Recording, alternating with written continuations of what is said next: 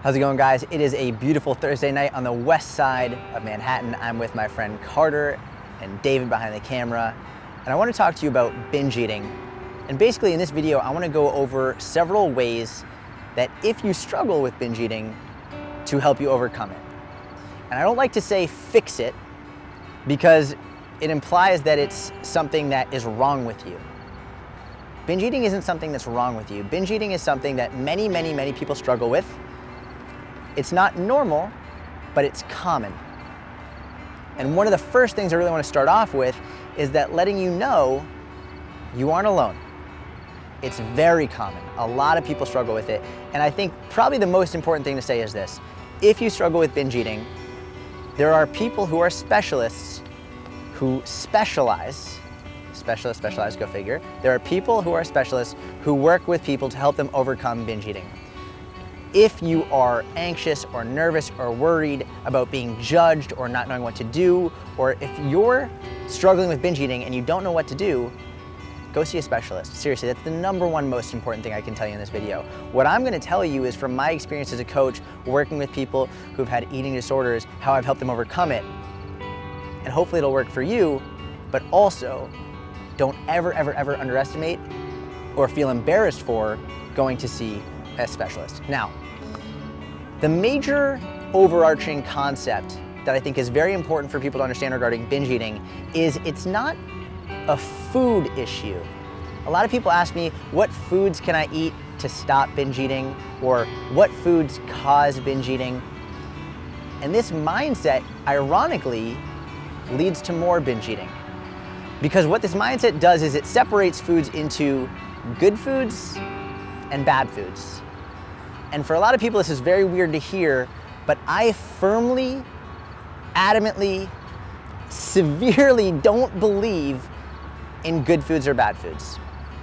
What I think is that anything in excess or not enough is bad for you. There's no such thing as a good food or a bad food. There's no such thing as a right food or a wrong food. There's no such thing as a fattening food or a fat burning food. So basically, and I've said this in a lot of my videos, so I don't want to harp on it too much, but if you want to lose fat, the only way to do it is by being in a calorie deficit. It doesn't matter where the calories come from purely a fat loss perspective. As long as you're eating in a calorie deficit, you're going to lose fat. Now, and I've spoken about this all over the place, so I don't want to harp on it, but that's not saying eat shit. That's not saying go eat pizza and ice cream and Twinkies and donuts. But it is saying that if you have them, if you include them in moderation in your diet, as long as your calories are in check, you'll still burn fat. You'll still get more defined. Your body composition will still improve. And I say this because when people binge eat, a lot of times the issue is they eat something that they think is bad, and then this is the pattern they go in. They eat it, they think they fucked up, and then they say, well, I already fucked up, I might as well keep going. I'll get back on track tomorrow. I'll get back on track on Monday. I'll get back on track in a week. The process of eating something that they think is bad, that they deem as bad, then perpetuates the negative cycle of, I screwed up, I might as well keep screwing up. And that is so important to understand. And if you resonate with that, keep listening, because I'm gonna break down some things you can do to stop binge eating. Now, we already know no good foods, no bad foods. Everything is okay in moderation. Just doing that is gonna help a lot. But what else can you do to stop binge eating? Well, the first thing that I would say, aside from seeing a specialist and stop deeming foods as good or bad, would be stop weighing yourself. Don't step on the scale. I think for some people, weighing yourself is great. It is a fantastic tool because it can give you an idea of the overall trend that your body weight is taking, knowing that it will fluctuate up and down and left and right. But if you are very emotionally tied to what the scale is telling you, if you step on it every morning and it goes down, you're in a good mood. If it goes up, you're in a bad mood. Get off. If it's causing you to go have that downstream negative effect of, oh, I gained weight, I might as well go eat everything, get off the scale. Do not use it because it is only going to perpetuate binge eating. Doesn't mean you can't weigh yourself down the road, but for now, don't. And by the way, if you don't ever weigh yourself again, That's okay too. There are many ways to measure progress and to make progress without weighing yourself.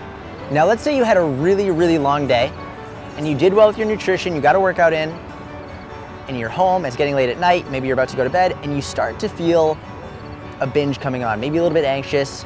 The feeling that you get, which is different for everyone, that you know you are about to have a binge. What I recommend is doing something called setting a bright line. Now, basically what this means is you set a hard and steadfast rule for yourself. Because a lot of times, binge eating and other disordered eating habits, and food anxiety actually, especially food anxiety, comes from not having control of the situation, from ambiguity. You don't know, for example, let's say you're gonna go out to eat at dinner and you don't know what's gonna be there, you get anxious about your food. Or you're at home at night and you don't know if you're screwing up your progress and you start to get anxious, you're like, screw it, I already fucked up, I'm gonna eat it, whatever. It's the ambiguity, the uncertainty that causes a lot of that. So this bright line is a hard and steadfast rule that essentially gives you control.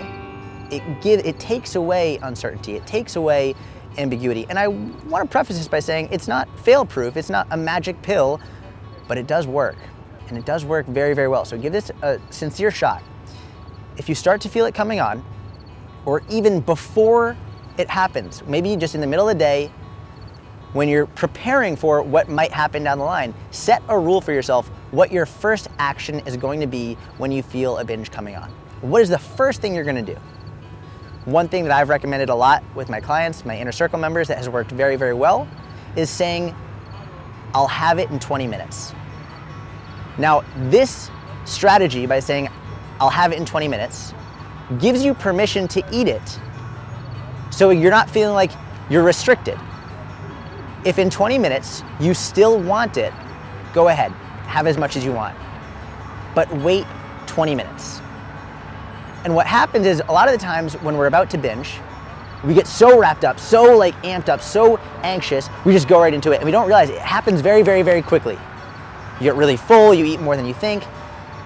Wait 20 minutes, tell yourself, if in 20 minutes I still want this, I'll have it, but I'm gonna wait 20 minutes. That's just bright line. And more often than not, by the time 20 minutes is over, whether you started watching TV or you decided to take a shower or brush your teeth or whatever, the urge is past and you're good to go. So setting these bright lines, whether it's saying wait 20 minutes or anything that gives you a steadfast rule to follow can do a lot for helping you improve and get rid of binges. Now what I want to leave you with is one final thought process that can help you stop binging. And basically what I always tell my inner circle members, my clients, is this: you can't fuck up. Now I know it's really weird to say, it's almost like of course I can, like I could eat an entire pizza and then go have a box of donuts and kill the box of Cinnamon Toast Crunch and blah, blah, blah. Even if you do that, even if you have all the pizza, all the ice cream, all the donuts, even if you have a massive binge, you didn't fuck up.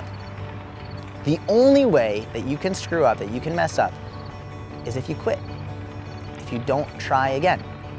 Because what happens is once you go on one of these binges and you say I fucked up, then you go for the rest of the weekend or the rest of the week or the rest of the month and you don't get back on track. So what I want you to think about is get right back on track as quickly as possible and don't, even for a second, not for 1 second, believe that you screwed up, because I promise you didn't. The only way to screw up is by not getting back on track. And I will leave you finally with this, one of my favorite quotes of all time. I wish I knew who the author or the original person who said it was. I don't. If you know, leave it in the comments.